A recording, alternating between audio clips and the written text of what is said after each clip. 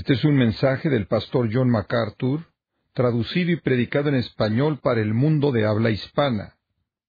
Abramos nuestras Biblias en esta mañana para nuestro estudio continuo de la carta de Pablo a los Filipenses. Filipenses capítulo 2. Y llegamos en esta mañana a los versículos 9, 10 y 11 al continuar con esta gran epístola. Filipenses capítulo 2, voy a leer los versículos 9, 10 y 11, para que pueda usted concentrar su mente en la palabra de Dios, acerca de la cual deseamos hacer comentarios en esta mañana. Por lo cual Dios también le exaltó hasta lo sumo, y le dio un nombre que es sobre todo nombre, para que en el nombre de Jesús se doble toda rodilla de los que están en los cielos, y en la tierra, y debajo de la tierra, y toda lengua confiese que Jesucristo es el Señor, para gloria de Dios Padre. Un texto conocido por mí y por la mayoría de los estudiantes de la palabra de Dios. Habla de la exaltación de Jesucristo. De hecho, es la gran respuesta de Dios a la humillación de Cristo. Regrese conmigo por un momento a los versículos 5 al 8. Recordará la gran sección que hemos estudiado acerca de la humillación de Cristo. Cómo Cristo existió en forma de Dios, pero no estimó el ser igual a Dios como cosa a que aferrarse, sino que se despojó a sí mismo, tomando forma de siervo, y hecho semejante a los hombres, y estando en la condición de hombre, se humilló a sí mismo, haciéndose obediente hasta la muerte, y muerte de cruz. Por lo cual, dice el versículo 9, Dios le exaltó hasta lo sumo. Pablo entonces nos lleva de la humillación de Cristo a la exaltación de Cristo. Esta es la gran declaración por parte de Pablo acerca de cómo Dios respondió a la encarnación y humillación de Cristo. Y permítame recordarle que es muy probable que los versículos 6 al 11 fueron un himno de la primera iglesia. La forma le indica a la mayoría de los comentaristas todo lo que es necesario para llegar a esa conclusión. Es muy probable que fue un himno. Ciertamente el tema de toda la fe cristiana se encuentra encerrado en este maravilloso himno. Y básicamente tiene dos partes: la humillación de Cristo y la exaltación de Cristo. Su humillación señalada en los versículos 6, 7 y 8, su exaltación señalada en los versículos 9, 10 y 11. Esos son los dos temas que siempre constituyen la vida y ministerio de Cristo: los sufrimientos de Cristo y la gloria venidera. Humillación, exaltación. El escritor de Hebreos dice que Cristo soportó la cruz, menospreciando el oprobio, por el gozo que fue puesto delante de él. Hebreos 12:2. Cristo entendió sus sufrimientos a la luz de su exaltación. Él soportó el dolor porque podía ver el gozo. Y entonces el apóstol Pablo nos está mostrando aquí tanto la humillación como la exaltación de Cristo. Pero usted también recordará que su propósito aquí no es simplemente el detallar la humillación y la exaltación de Cristo, sino usar esta sección como una ilustración de un punto práctico.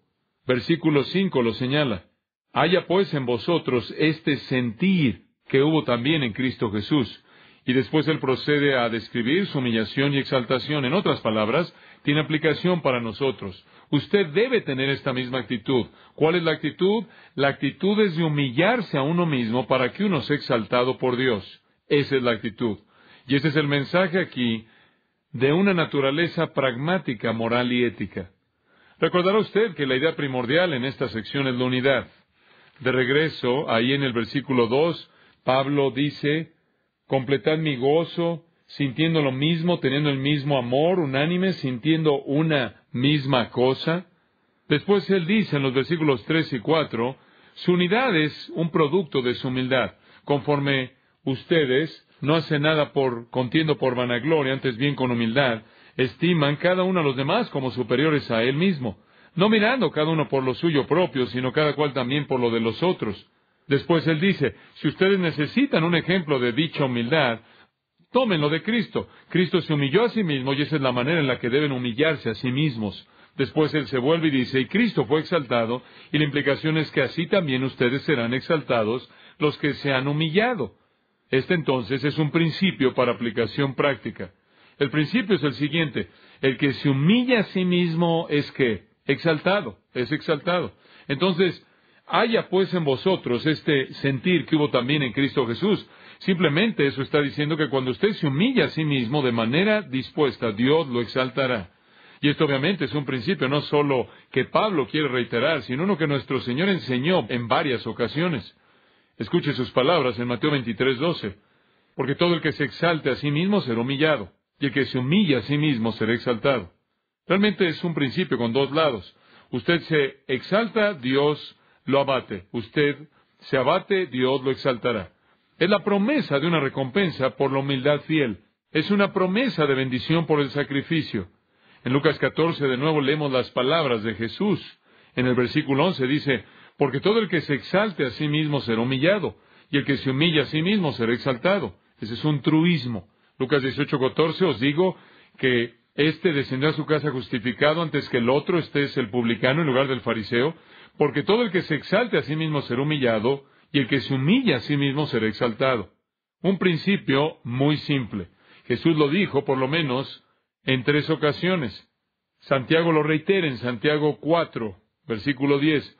Humillaos delante del Señor y Él os exaltará. Pedro lo dijo en 1 de Pedro 5:6. Humillaos bajo la poderosa mano de Dios para que Él os exalte cuando fuere tiempo. Ahora usted tiene un truismo aquí, en la boca de nuestro Señor, en la boca de Pedro, en la boca de Pablo, en la boca de Santiago. El truismo simplemente es que el que se humilla a sí mismo es el que Dios exalta.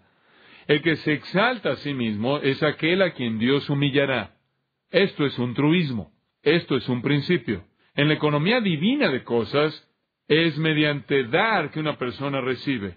Es mediante servir que una persona es servida. Es mediante perder la vida de uno que uno la encuentra. Es mediante morir a uno mismo que uno vive. Es mediante humillarse uno mismo que es exaltado.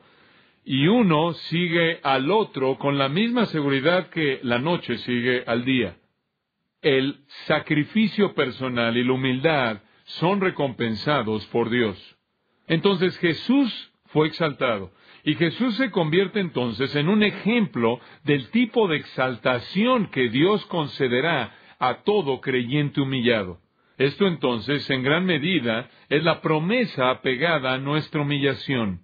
Cuando Dios dice a través del apóstol Pablo, considera a otros como superiores a ti mismo, no te preocupes por tus propias cosas, sino por las de otros. En otras palabras, cuando Él dice, humíllense ustedes mismos, no carece de promesa. La promesa es vista en la ilustración. Así como Cristo se humilló a sí mismo y el Padre lo exaltó de manera maravillosa, así también aquellos que nos humillemos a nosotros mismos también seremos exaltados.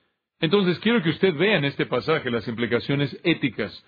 Este no solo es un retrato de la humillación y exaltación de Cristo, sino que es una ilustración profunda de un principio divino que beneficiará también nuestras vidas.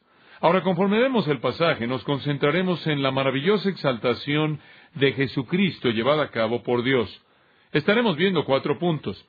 Comencemos con el primero y veremos los primeros 2 en esta mañana y los siguientes 2 el próximo día del Señor.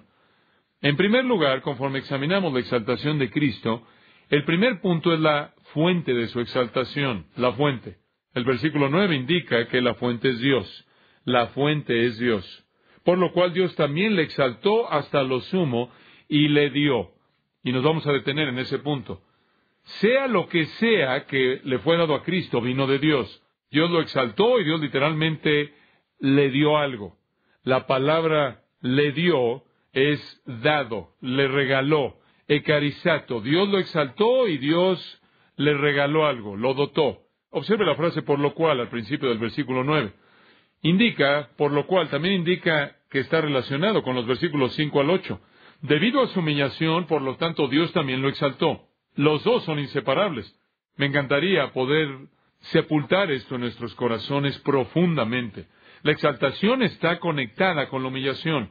No hay atajo. Ese es un truismo, ese es un principio. Si usted desea ser exaltado por Dios, se humillará a sí mismo. Y así es en el caso de Cristo. Aquel que se rebajó de manera tan magnífica hasta la muerte, y muerte de cruz, de manera igualmente magnífica fue levantado y exaltado por Dios. Observe la frase, Dios le exaltó hasta lo sumo. Ahí está el principio divino en operación, y ese principio se aplica a su vida y a mi vida, a la vida de todo creyente. La palabra le exaltó hasta lo sumo es una palabra maravillosa en el griego. Significa super exaltó, hiper exaltó. Usa la preposición uper como un prefijo, de lo cual obtenemos hiper, super exaltado, hiper exaltado. Y tiene la idea que en un momento de la historia redentora, Dios exaltó hasta lo sumo, hasta lo más alto, levantó a Cristo.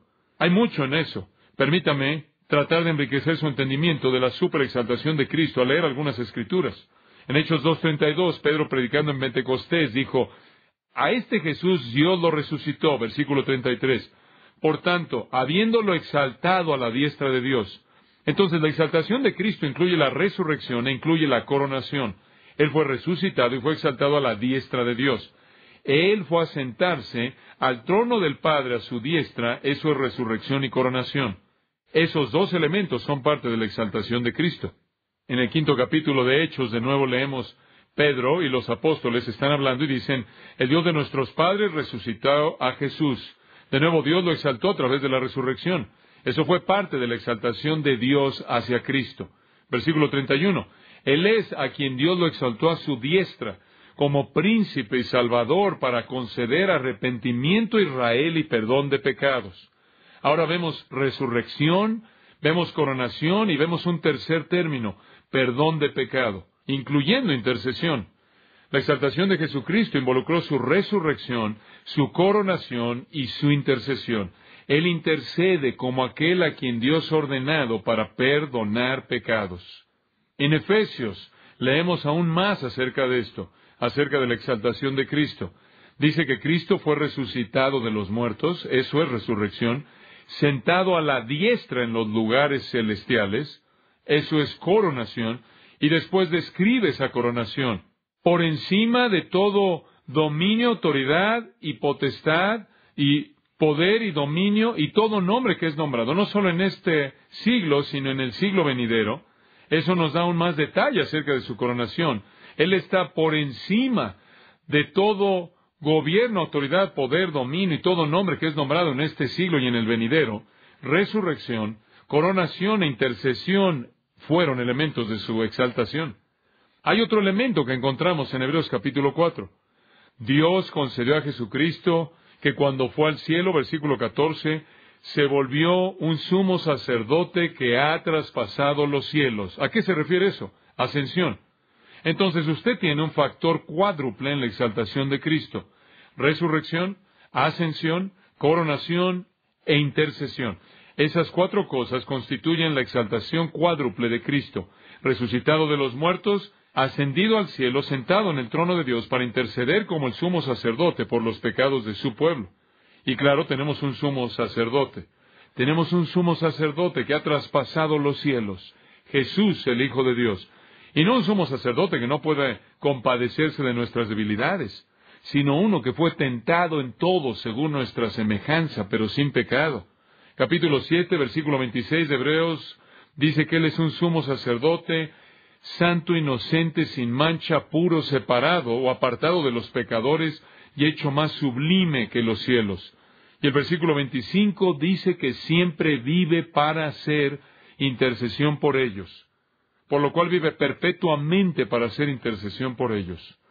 Resurrección, ascensión, coronación, intercesión. Esa es la exaltación de Cristo. Los pasos ascendentes. Vimos los pasos descendentes, ¿no es cierto?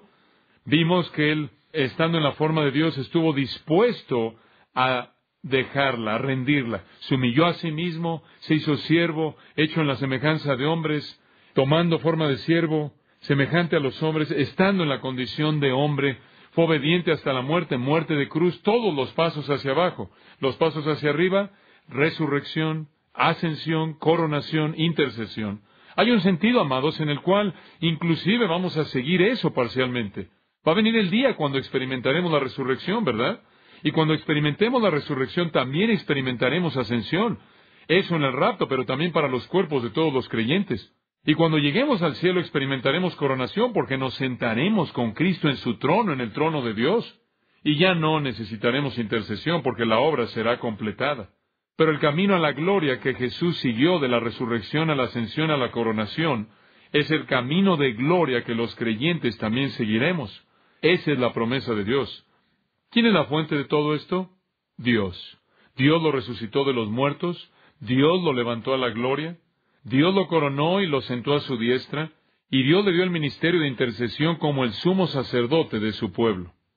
Ahora necesitamos pensar con un poco más de profundidad acerca de esto. En un sentido diría, ¿cómo podría Jesús ser exaltado? ¿Cómo Jesús, quien ya es Dios, podría ser exaltado? ¿Cómo puede usted levantar a alguien que es Dios? Jesús oró en la oración sumo sacerdotal de Juan 17, «Restáurame la gloria que tuve contigo antes de que el mundo comenzara». Entonces, ahí hay una indicación de que Él rindió algo que Dios le devolvió. «Devuélveme la gloria que tuve contigo antes de que el mundo comenzara». Hubo algo que fue rendido, vimos eso, algo que realmente fue rendido en su encarnación. Y hay algo que le es devuelto en su glorificación, pero quiero señalar esto, quiero que observe esto. Yo creo que en su coronación y su exaltación Él recibió más de lo que Él tenía antes. Usted dice, pero Dios es todo en todos. Sí, pero hubieron más privilegios y más derechos concedidos a Jesús después de su encarnación, más de los que Él tenía antes. No era más Dios, no era más perfecto. Jesús como Dios nunca podría haber recibido más. Jesús como Dios nunca podía ser elevado más allá del Dios que Él era, y Él ya era el Dios altísimo. Él ya era el Rey de Reyes, el potentado, el Señor de Señores, pero escuche esto. Él sufrió cosas y recibió cosas que no habría experimentado si Él no se hubiera convertido en el Dios hombre. Por ejemplo, Él nunca hubiera tenido el privilegio de ser el sumo sacerdote intercesor si Él nunca hubiera sido tocado con los sentimientos de nuestras debilidades, si Él nunca hubiera sido tentado en todo según nuestra semejanza, si Él nunca se hubiera convertido en el sustituto por nuestro pecado al llevar nuestros cuerpos en su propio cuerpo en la cruz. Como Dios, Él era incapaz de ser elevado, pero como el Dios hombre, Él podía ser levantado del nivel más bajo de degradación al nivel más alto de gloria. Y hay un sentido en el cual Él recibió por parte del Padre privilegios que Él no tenía antes, que Él ganó debido a su encarnación. El privilegio de ser el sumo sacerdote intercesor por su pueblo. Él fue declarado como el que fue el Hijo de Dios con poder. En la ascensión Él fue rodeado con muchos ángeles santos y fue a tomar posesión del trono de su Padre y fue sentado ahí. Él fue elevado ahí como el Dios hombre, y eso fue solo suyo desde la encarnación. Y entonces Él entró en todos los derechos y privilegios, no solo de Dios como Dios, sino de Dios como el Dios hombre que había logrado todo lo que Él logró en su encarnación. Entonces su exaltación no es con respecto a su naturaleza o lugar eterno dentro de la Trinidad, sino que más bien es con respecto a su sumisión y sacrificio como el Dios hombre que Él fue levantado. Ahora no podemos entender de manera plena todo eso, pero creo que a partir de esa humillación vino una exaltación que fue una nueva experiencia con derechos nuevos y privilegios nuevos concedidos al Dios hombre Jesucristo. La exaltación fue la inversión de la humillación. El que fue pobre se volvió rico. El que fue rechazado se volvió aceptado. El que aprendió la obediencia había entrado en la administración de poder que llamó a todos los otros hombres a obedecerle. William Hendrickson escribe, y cito, «Como el rey, habiendo mediante su muerte, resurrección y ascensión, habiendo logrado y desplegado su triunfo sobre sus enemigos, él ahora tiene en sus manos las riendas del universo y gobierna todas las cosas a favor de los intereses de la Iglesia. Como profeta, él a través de su espíritu lleva a los suyos a toda verdad. Y como sacerdote, en base a su expiación que logró, él no solo intercede, sino de hecho vive para siempre para hacer intercesión para aquellos que se acercan a Dios a través de él». Fin de la cita. Entonces él ha entrado a una exaltación y gloria, que es la misma gloria que él tuvo antes de que el mundo comenzara, sin embargo con derechos y privilegios nuevos, porque él ahora es el Dios hombre que ha logrado la obra de su encarnación. Y Dios hizo todo esto. Dios es la fuente de todo esto. Dios le dio a Jesús este derecho, este privilegio y esta exaltación. De hecho, la Biblia presenta esto de una manera tan clara, mostrando que esta es la obra de Dios, de tal manera que nadie podría errar, nadie podría malentender esto. En Romanos 14:9 dice, «Para este fin Cristo murió y volvió a vivir para que Él fuera el Señor de los muertos y de los vivos». Él hizo eso para que Dios pudiera ordenarlo a un lugar único, para que Dios pudiera levantarlo y exaltarlo. Pablo escribe acerca de esto en 1 Corintios 15:24. Después viene el fin, cuando Él entregue el reino al Dios y Padre, cuando Él haya abolido todo gobierno, toda autoridad y poder, porque Él debe reinar hasta que Él haya colocado a todos sus enemigos debajo de sus pies. La implicación ahí es que Él está funcionando bajo autoridad que es dada a Él de parte de Dios. Y Dios lo ha levantado al lugar en donde Él es el soberano de todo. Esa es la función que Dios le ha dado. Juan 5 dice que Dios encomienda todo juicio al Hijo.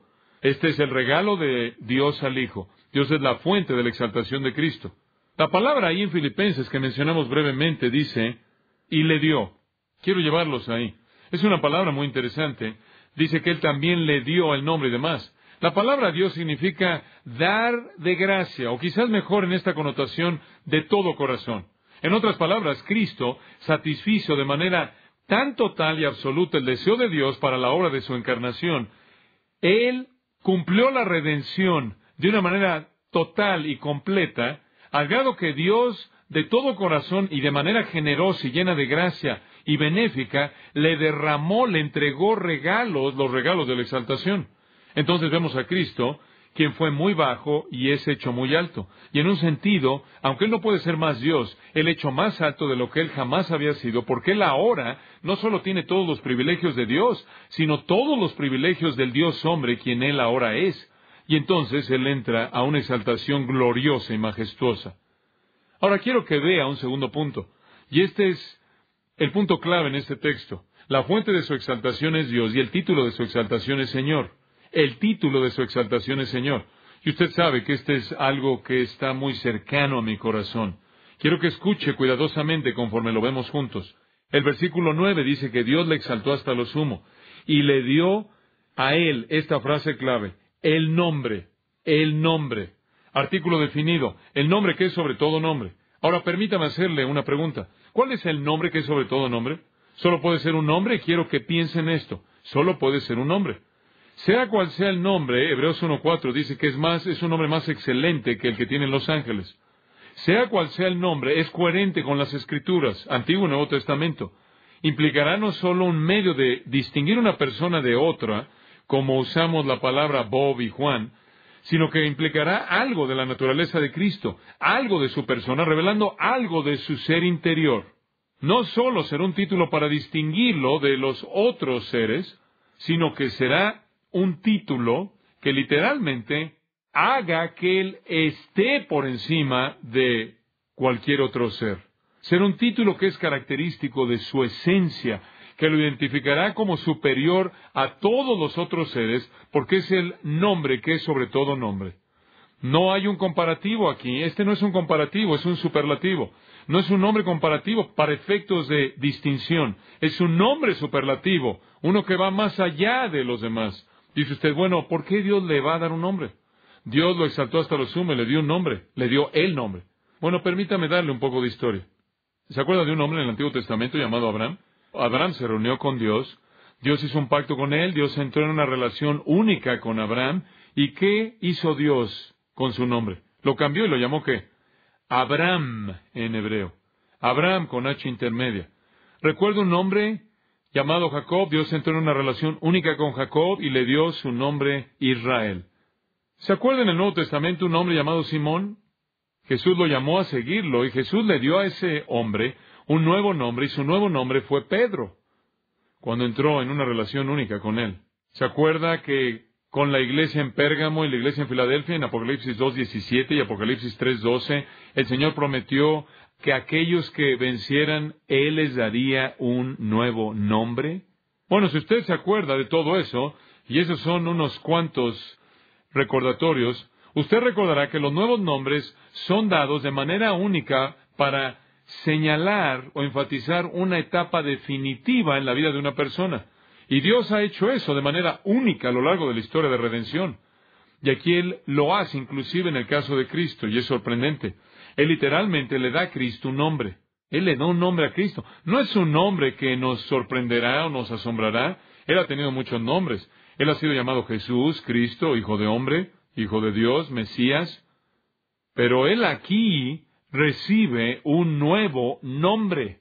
Ahora algunos dicen, sí, es el nombre Jesús, porque en el versículo 10 dice, para que en el nombre de Jesús toda rodilla se doble.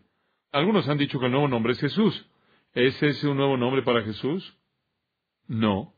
No puede ser el nombre Jesús, porque Dios no puede darle el nombre Jesús en su exaltación. Dios le dio el nombre Jesús en su ¿qué? En su nacimiento. Llamará su nombre Jesús, porque Él salvará a su pueblo. No puede ser el nombre Jesús, porque Jesús no es un nombre que es sobre todo nombre. De hecho, hay muchas personas que se llaman Jesús. Y no puede ser el nombre Jesús, porque esa no es la implicación aquí, en el contexto. Ahí en el versículo 11, dice que toda lengua confiese que Jesucristo es, ¿qué? El Señor. Entonces, ¿cuál es el nombre? Señor. Ese es el nombre. Dios le dio el nombre que es sobre todo nombre. Y el nombre que es sobre todo nombre es Señor. El que es Señor está a cargo, ¿no es cierto? Ese es el nombre que es sobre todo nombre. Ese es el nombre supremo. Ese, por cierto, es un equivalente en el Nuevo Testamento al nombre en el Antiguo Testamento de Dios, Yahweh, el nombre de Dios, Jehová, el cual significa gobernante soberano. Significa liderazgo en base a poder y autoridad. Y a partir de su humillación, Él se convierte en el gobernante.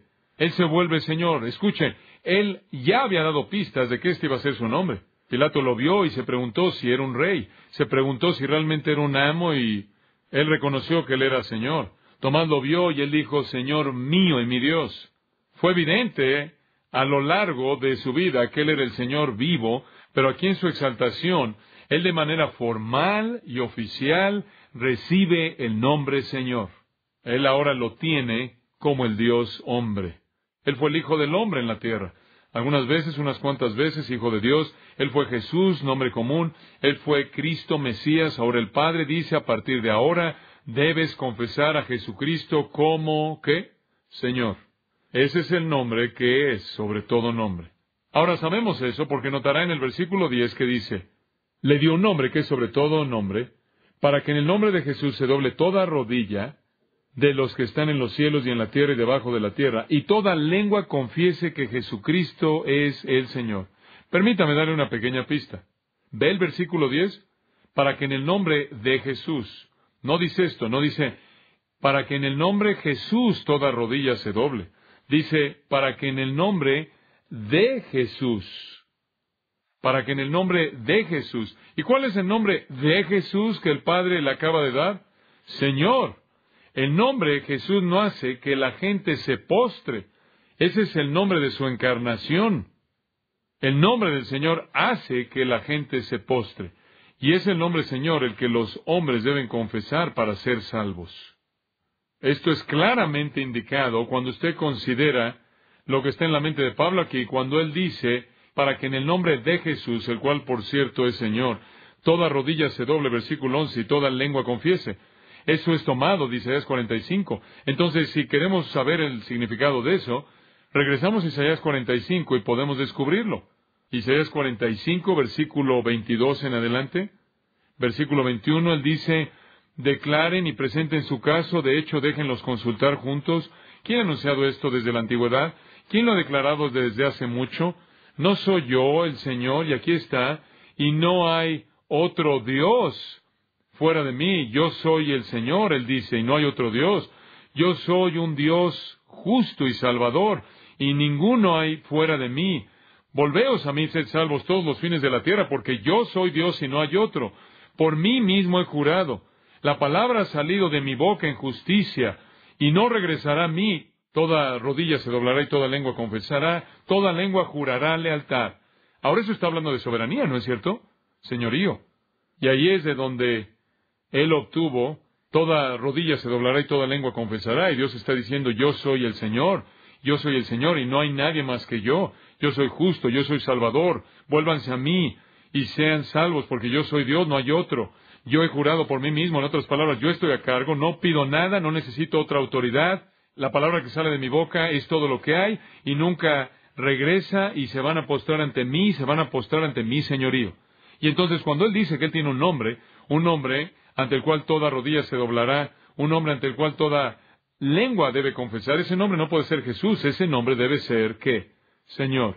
Ese es el contexto de Isaías 45. Ese es el único nombre que tiene sentido en el contexto que debemos confesar a Jesucristo como Señor. Como Señor. Ahora escúcheme cuidadosamente. ¿Es Jesucristo Señor? Sí.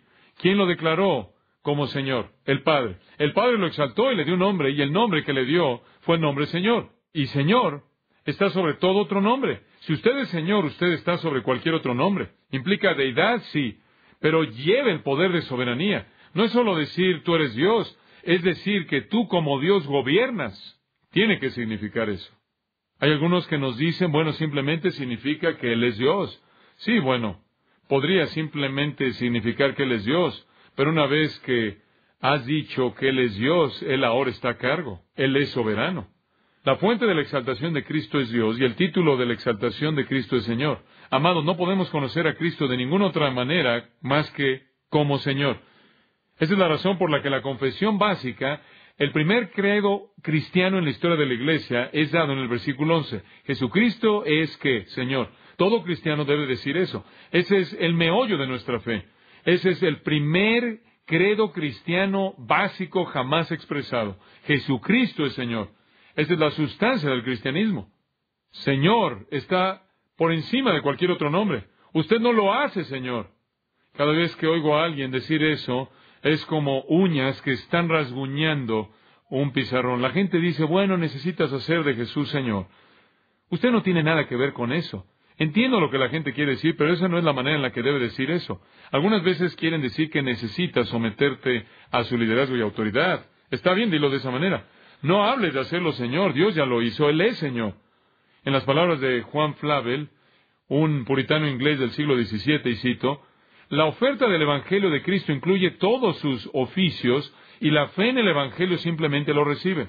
Someterse a Él como también ser redimido por Él, imitarlo en la santidad de su vida como también el cosechar lo que Él logró y los frutos de su muerte, debe ser un recibimiento entero del Señor Jesucristo. Fin de la cita. Tozer dijo, y cito, instar a los hombres y mujeres a creer en un Cristo dividido es enseñanza mala. La gente que le llama a recibirlo como Salvador y no como Señor, él dice, y cito, nadie puede recibir una mitad de Cristo, o un tercio de Cristo, o un cuarto de la persona de Cristo. No somos salvos al creer en un oficio o en una obra. Él es Señor y aquellos que se rehúsan a recibirlo como Señor no pueden recibirlo como Salvador. No pueden tenerlo como Salvador. Fin de la cita. Y toda persona que lo recibe se rinde a su autoridad. Él es Señor. Eso es todo. Eso es todo. Ahora, amados, esta verdad resuena a lo largo del Nuevo Testamento. Literalmente resuena a lo largo del Nuevo Testamento, que Jesucristo es Señor. Aunque el Padre no se lo dio sino hasta la exaltación, ya venía y podíamos sentir que venía. Usted puede remontarse hasta Lucas capítulo 2, versículo 11. Hoy en la ciudad de David ha nacido un Salvador, quien es Cristo el Señor. Aún en su nacimiento se afirmó que Él era Señor y que el nombre que Él recibiría no sería sorpresa para nadie. Eso era lo que Él era y de manera apropiada Él llevó el nombre. Dios esperó a darle el nombramiento oficial hasta que su obra fuera hecha. Hasta Jesús lo dijo. Juan 13:13, vosotros me llamáis Maestro y Señor. Y Él dice, y están en lo correcto. Están en lo correcto. Yo lo soy. Yo soy. Y después, claro, después de su obra maravillosa, y después de que fue levantado y exaltado en el cielo, Pedro predica en el día de Pentecostés, sepa pues ciertísimamente toda la casa de Israel que Dios lo ha hecho Señor. Oh, me encanta eso. Hechos 2:36. Dios lo hizo Señor. Dios le dio el nombre que es sobre todo nombre. Dios lo hizo Señor. ¿Quién? Este Jesús a quien vosotros crucificasteis. Dios lo hizo Señor. Capítulo 10, conforme avanza a lo largo del libro de los Hechos, usted oye tanto acerca de que Cristo es Señor. Por cierto, se hace referencia a Cristo como Señor 92 veces en el libro de los Hechos. 2 veces como Salvador, 92 veces como Señor. Hechos 10:36 dice, la palabra que Él envió a los hijos de Israel, aquí está el mensaje de los apóstoles, predicando paz a través de Jesucristo, Él es Señor de todos. ¿Predica usted a Cristo? Predíquelo como Señor. ¿Predica usted a Cristo? Predíquelo como Señor. Y así lo hizo la primera iglesia. 92 veces en el libro de los Hechos, conforme predicaban el Evangelio, se refirieron a Él como Señor. Romanos, ¿se acuerda usted de esto? Capítulo 10, versículo 9. Que si confesares con tu boca que Jesús es, ¿quién? El Señor, y creyeres en tu corazón que Dios lo levantó de los muertos, serás salvo, porque con el corazón el hombre cree, resultando en justicia, y con la boca confiesa, resultando en salvación, porque la Escritura dice, porque todo aquel que cree en Él no será decepcionado, porque no hay distinción entre judío y griego, porque el mismo Señor es Señor de todos. Eso es lo que Él es. Y usted lo confiesa, no solo como Señor de edad, sino Señor de todos. Él es Señor sobre todos, abundando en riquezas, dice, y todo aquel que invocar el nombre del Señor será salvo. A mucha gente le gusta hablar de Jesús, pero no le gusta hablar del Señor. Él es Señor. Romanos 14, como está escrito, versículo 11, mientras vivo, dice el Señor, toda rodilla se postrará ante mí y toda lengua dará alabanza a Dios. ¿De quién está hablando? De regreso al versículo 9. Porque para esto Cristo murió y volvió a vivir, para que Él sea Señor, tanto de los muertos como de los vivos, y doblarán su rodilla a su señorío. Por cierto, Romanos 14, 9 al 11, también es una cita de Isaías 45, 23, el mismo pasaje usado en Filipenses 2, y de nuevo enfatiza que Cristo es Señor, y es ante el Señor que toda rodilla se doblará. Conforme vivo, dice el Señor, toda rodilla se doblará ante mí. En 1 Corintios, capítulo 8 y versículo 6, leemos esto. Porque para nosotros no hay más que un Dios el Padre, de quien son todas las cosas, y existimos para Él, y un Señor Jesucristo. Ese es su nuevo nombre después de su exaltación.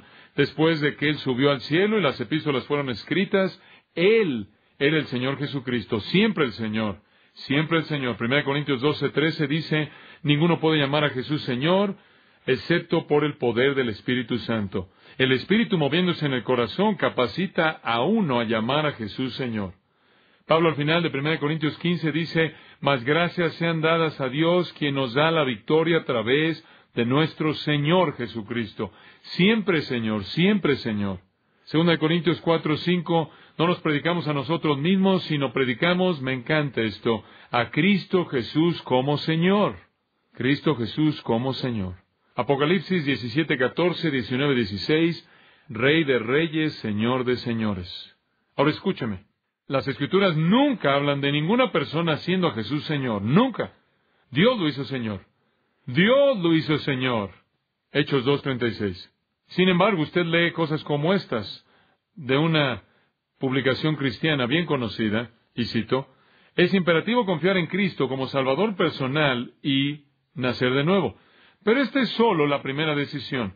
La decisión de confiar en Cristo como Salvador y después hacerlo Señor son dos decisiones distintas, separadas.